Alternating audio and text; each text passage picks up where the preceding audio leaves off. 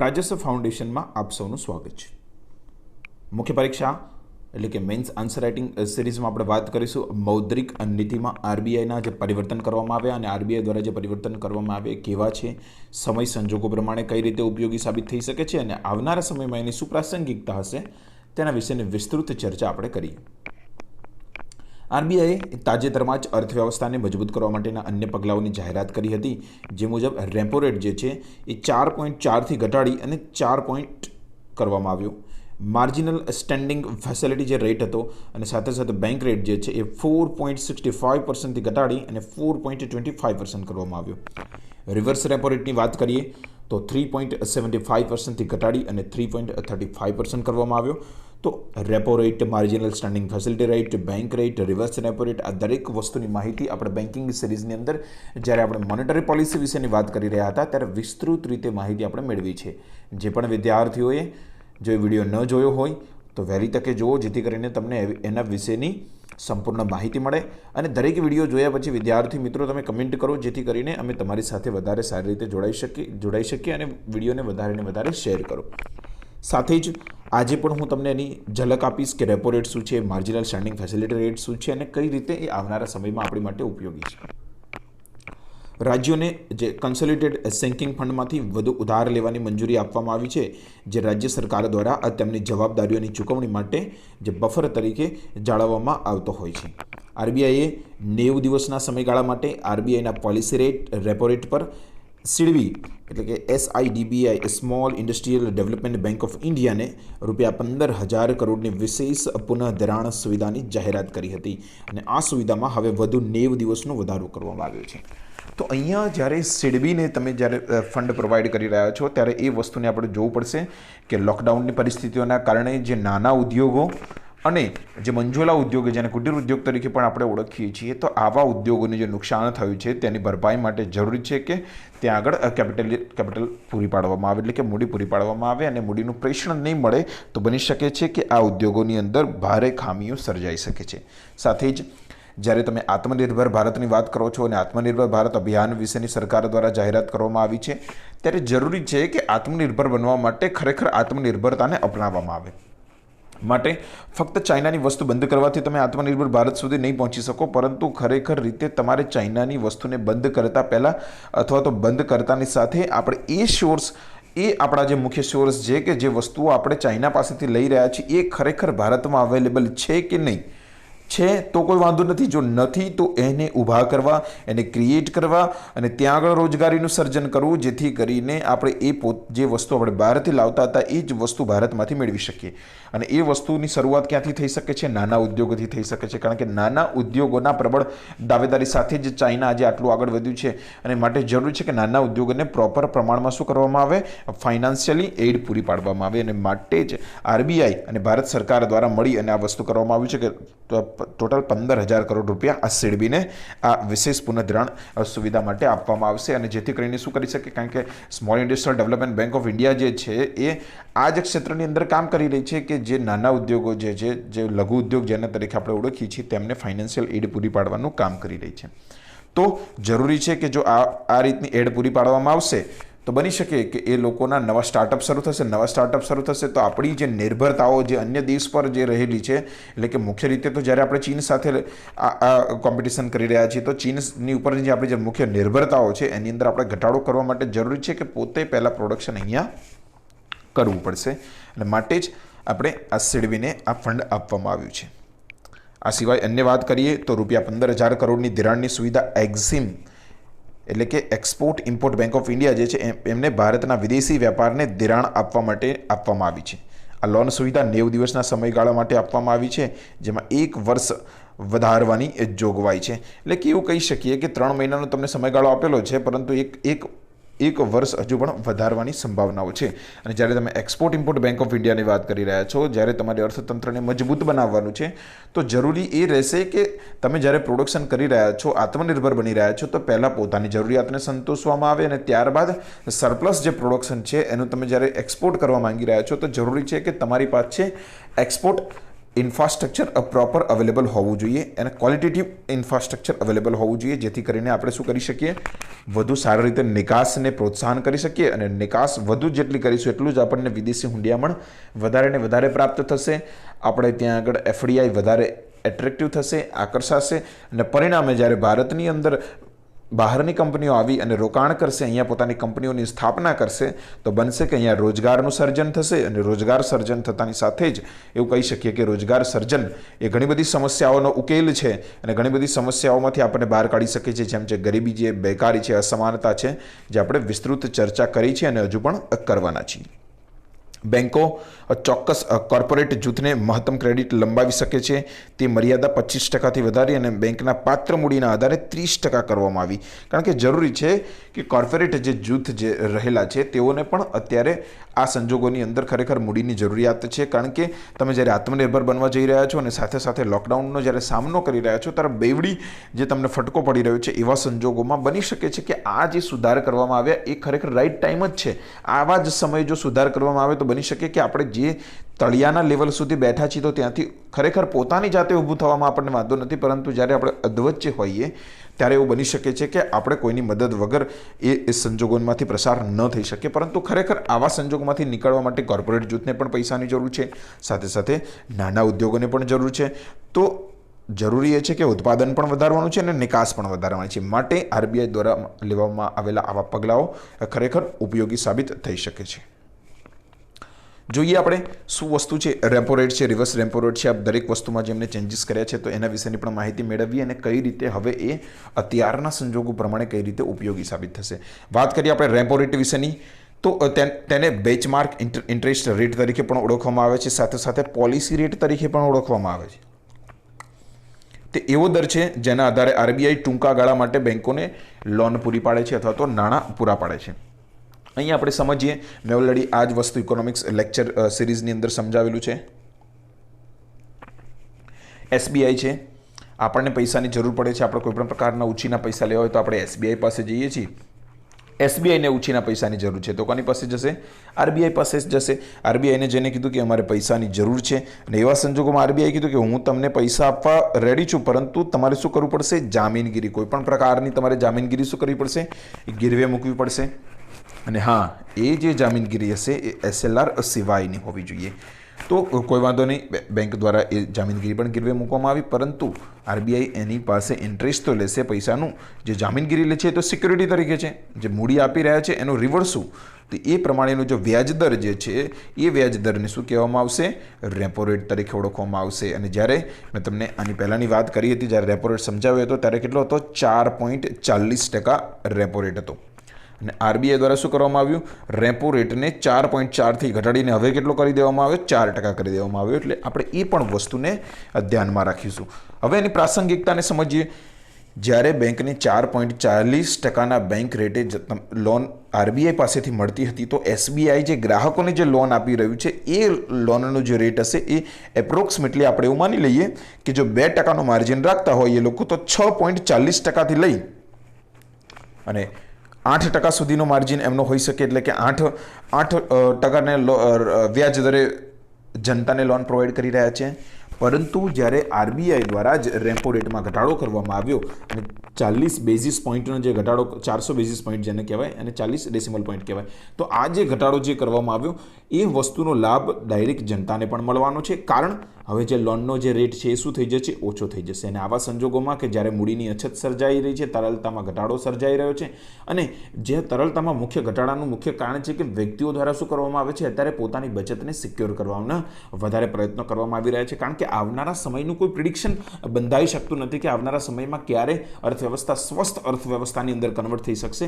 તો આવા સંજોગોમાં જરૂરી છે કે જો વધારે ને વધારે લિક્વિડિટી એટલે કે જે આપણે જેને કહી શકીએ છીએ કાર્યશીલ તરલતાની જે જરૂર છે એ જાળવવા માટે આ રેપો રેટ જે છે એ વધારે મહત્વપૂર્ણ કામ કરશે. અને જેથી જ આરબીઆઈએ એસબીઆઈને ઇઝીલી લોન અવેલેબલ કરાવી છે, એવી જ રીતે માર્કેટની અંદરથી બેંકો પાસેથી પણ લોન જે જાહેર જનતા છે એને ઇઝીલી અવેલેબલ થશે. તો આવા સંજોગોમાં જે લોકો નવા સ્ટાર્ટઅપ કરવા માંગી રહ્યા છે, જે લોકો પોતાના સાહસથી આગળ વધવા માંગી રહ્યા છે, તેઓ માટે આ સુનેરો સમય લાવી શકે છે. વાત કરીએ રિવર્સ રેપો રેટ પણ આની સાથે જોડાયેલો છે અને તે વ્યાજનો દર છે કે જેના પર આરબીઆઈ દેશની અંદર વ્યાપારિક બેંક પાસેથી નાણાં લે છે અને તે એક નાણાકીય નીતિ સાધન છે જેનો ઉપયોગ દેશમાં નાણાંના પ્રવાહને નિયંત્રિત કરવામાં આવે છે. પરંતુ એવું પણ કહી શકાય કે આપણે જ્યારે પૈસાની જરૂર હોય છે તો આપણે બેંક પાસે જઈએ છીએ, બેંકને જ્યારે પૈસાની જરૂર હોય છે ત્યારે એ આરબીઆઈ પાસે જાય છે, પરંતુ આરબીઆઈને કોઈ દિવસ પૈસાની જરૂર પડવાનો કોઈ સંભાવનાઓ એવી રહેતી નથી. પરંતુ જ્યારે કોમર્શિયલ જે બેંક છે જે એ માર્કેટની અંદર ઇનસિક્યુરિટી અનુભવે અને એને અસુરક્ષા લાગતી હોય કે મારે રોકાણ કરવું એ અસુરક્ષિત રહેશે, મારા પૈસા ડૂબી શકે છે, એવા સંજોગોમાં આરબીઆઈ એમના પૈસાને સાચવે છે એવું કહી શકાય. અને સાચવવાના કોઈ તમને જામીનગીરી આપતું નથી, એટલે કે આરબીઆઈ કોઈ પણ પ્રકારની જામીનગીરી કોમર્શિયલ બેંકને પ્રોવાઈડ કરતી નથી. અને વિદ્યાર્થીઓ મિત્રો ધ્યાન રાખજો, જ્યારે મેં લાસ્ટ ટાઈમ પણ ભણાવ્યું હતું ત્યારે પણ આ પ્રશ્ન અમુક વિદ્યાર્થીઓને ઉદ્ભવ્યો હતો કે સર રિવર્સ રેપો રેટમાં પણ સિક્યુરિટી પ્રોવાઈડ કરવામાં આવે છે. નહીં, સિક્યુરિટી પ્રોવાઈડ કરવામાં નથી આવતી, પરંતુ કોઈ સમય સંજોગો પ્રમાણે એવું બની શકે છે કે રિવર્સ રેપો રેટના રેટ આધારિત જ ગવર્મેન્ટ સિક્યુરિટી પણ બહાર પાડવામાં આવતી હોય અને બેંકો દ્વારા લેવામાં આવતી હોય. તો આ ઘણી બધી વસ્તુઓનો અહીંયા પ્લસ પોઈન્ટ રહેતો હોય છે. તો રિવર્સ રેપો રેટ છે, રિવર્સ રેપો રેટમાં શું થશે કે આરબીઆઈ જે છે એ વ્યાજ દર એ વ્યાજ જે છે એ કોને ચૂકવશે? કોમર્શિયલ બેંકને ચૂકવશે, કારણ કે એમની પાસે કોમર્શિયલ બેંકના શું પડેલા છે? નાણાં પડેલા છે.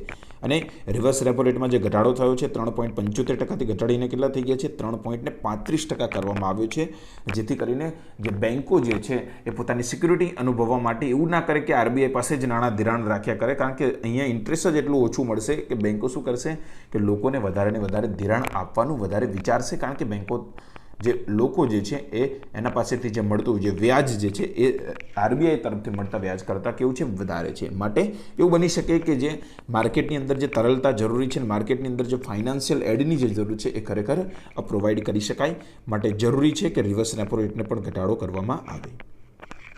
અન્ય વાત કરીએ તો માર્જિનલ સ્ટેન્ડિંગ ફેસિલિટી, તેમાં નિર્ધારિત બેંકો સરકારી જામીનગીરીઓ એટલે કે સિક્યુરિટીઝ સામે આરબીઆઈ પાસેથી રાતોરાત ભંડોળ લઈ શકે છે અને તે વ્યાજનો એક દર જે છે એને માર્જિનલ સ્ટેન્ડિંગ ફેસિલિટી કહેવામાં આવે છે.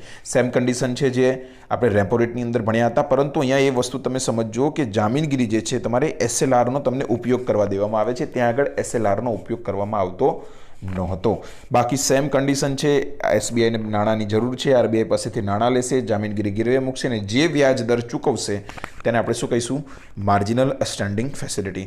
પરંતુ તે મુખ્ય રીતે અનુસૂચિત વ્યાપારિક બેંકો એટલે કે જેને શેડ્યુલ્ડ કોમર્શિયલ બેંક જેને કહેવામાં આવે છે એને જ આની સુવિધાનો લાભ મળવામાં આવે છે અને એ એનડીટીએલના લગભગ 3 થી 1% વચ્ચે જ આ વસ્તુ આપવામાં આવે છે, આટલા ફંડ આપવામાં આવે છે. અને માર્જિનલ જે સ્ટેન્ડિંગ ફેસિલિટી જે પહેલાં 4.65% હતી, હવે ઘટાડીને કેટલી કરી દેવામાં આવી છે?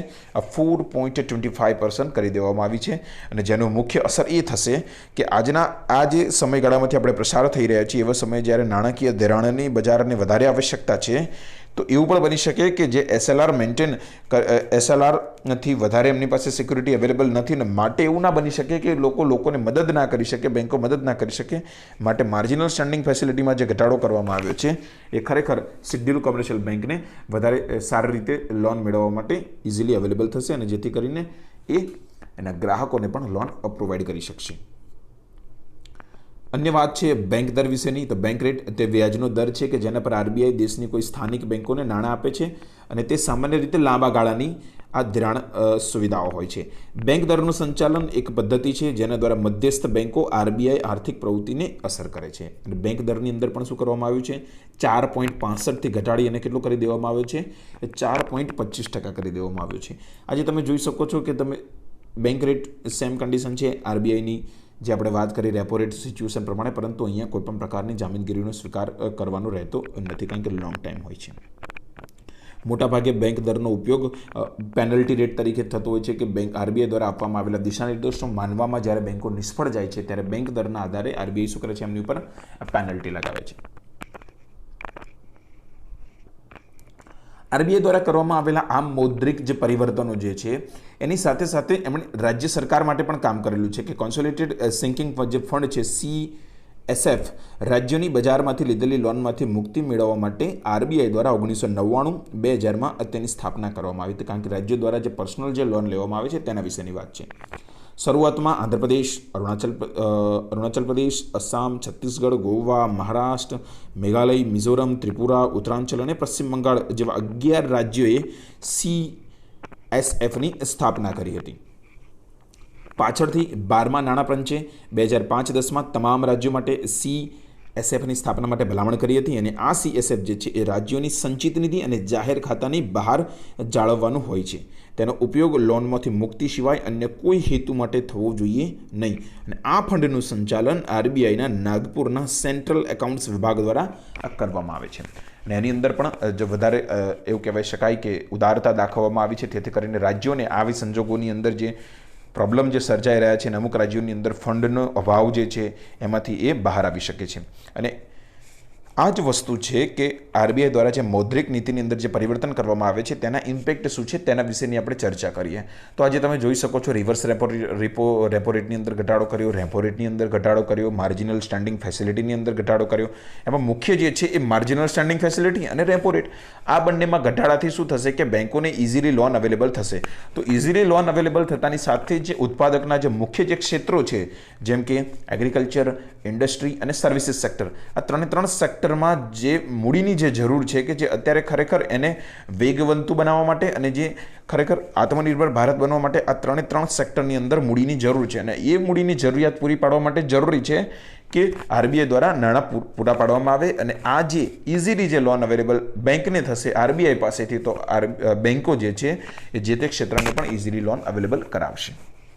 સાથે સાથે સિડબીને જે નાણાં પૂરા પાડવામાં આવ્યા છે, એક્ઝિમ બેંકને જે નાણાં પૂરા પાડવામાં આવે છે, આ બંને ઉત્પાદકની સાથે સાથે નાના ક્ષેત્રો, એવું કહી શકાય કે જે લઘુ ક્ષેત્રો છે, કુટીર ઉદ્યોગો છે, એને પણ પ્રોત્સાહન આપશે અને એના પણ સ્ટાર્ટઅપ વિશેની આગળની યોજનાઓમાં મહત્વપૂર્ણ ભાગીદારી નિભાવી શકે છે. અને સાથે સાથે જે નિકાસ મોડલ જે છે આપણું કે જે એક્સપોર્ટ ઇન્ફ્રાસ્ટ્રક્ચર છે એને વધુ સારી રીતે સબળ બનાવવા માટે આપણે વધારે સારી રીતે ઇફેક્ટિવલી કાર્ય કરી શકીશું. અને સાથે આપણે વાત કરીએ રાજ્યોને જે છૂટ આપવામાં આવી છે, રાજ્યોને જે નાણાં પ્રોવાઈડ કરવામાં આવી રહ્યા છે અંતર્ગત કન્સોલિડેટેડ સિંકિંગ ફંડના અંતર્ગત, તો આ અંતર્ગતથી જે રાજ્યો જે નાણાંની અછત અનુભવી રહ્યા છે અને જે ફંડની અછતના કારણે તણાવભરી પરિસ્થિતિઓમાંથી પસાર થઈ રહ્યા છે, જેમ કે તમે સમજી શકો છો પંજાબ જે છે, હરિયાણા જે છે, રાજસ્થાન છે, આમાં આ રાજ્યના મુખ્યમંત્રીઓ દ્વારા તો કહેવામાં આવી ચૂક્યું છે કે અમારી પાસે અવેલેબલ જે રિસોર્સિસ છે એ બહુ જ મર્યાદિત છે. તો આવા સંજોગોમાં આ જે CSF જે છે એ ખરેખર એવું કહી શકીએ કે રામબાણ ઇલાજ અથવા તો એવું કહી શકીએ કે સંકટ સમયની કડી સાબિત થઈ શકશે એમના માટે. અને ખરેખર એ લોકોની જે પ્રાથમિક જરૂરિયાતો અને એમને આ કોરોના લડત સામે અને સાથે સાથે આત્મનિર્ભર અભિયાનમાં જે આગળ વધવું છે એમાં વધુ સહયોગી સાબિત થઈ શકે છે. તો આ લેક્ચરમાં આપણે વાત કરી RBI અને રેપો રેટ વિશે, એની ચર્ચા કરી, શું પરિવર્તન છે એના વિશેની ચર્ચા કરી અને આવનારા સમય સંજોગોમાં કઈ રીતે એ વધારે સારી રીતે આપણને ઉપયોગી સાબિત થઈ શકશે. જ્યાં સુધી ઉત્પાદક ક્ષેત્રો પોતે રોજગારી પૂરી નહીં પાડી શકે ત્યાં સુધી આવકની અસમાનતામાં પણ ઘટાડો નહીં થાય, બેરોજગારીમાં પણ ઘટાડો નહીં થાય અને બેકારીમાં પણ ઘટાડો થવાની કોઈ જ સંભાવના નથી. માટે જરૂરી છે કે આત્મનિર્ભર માટે પોતે અહીંયા પહેલાં પ્રોડક્શન કરવું પડશે અને પ્રોડક્શન કર્યા પછી જેના ઉપયોગ વધતા માંગ વધશે તો આપણે આગળ સારી રીતે વધી શકશું. અને માંગ માટે પણ જરૂરી છે કે લોકો પાસે પૈસા હોવા જોઈએ અને એની માટે જરૂરી છે કે બેંકો ઇઝીલી લોન અવેલેબલ કરાવે. માટે દરેક વસ્તુ માટે અત્યારે ફંડિંગની જરૂર છે અને એવા સમયમાં જ્યારે RBI આવા ચેન્જીસ કર્યા છે તો ખરેખર એ વધારે સહયોગરૂપ સાબિત થશે. આજના લેક્ચરમાં આટલું જ. હજુ સુધી જો આપણી તમે ચેનલને સબસ્ક્રાઇબ ના કરવી તો સબસ્ક્રાઇબ કરો, લાઇક કરો, કમેન્ટ કરો, જેથી કરીને આપણી કનેક્ટિવિટી જળવાઈ રહે અને પ્રાજસ્વ ફાઉન્ડેશન સાથે વહેલી તકે ડાયરેક્ટલી અને ઇનડાયરેક્ટલી મીડિયમ સાથે જોડાઓ, જેથી કરીને તમે જ્ઞાનના અવિરત પ્રવાહનો ભાગ બની શકો. Thank you very much.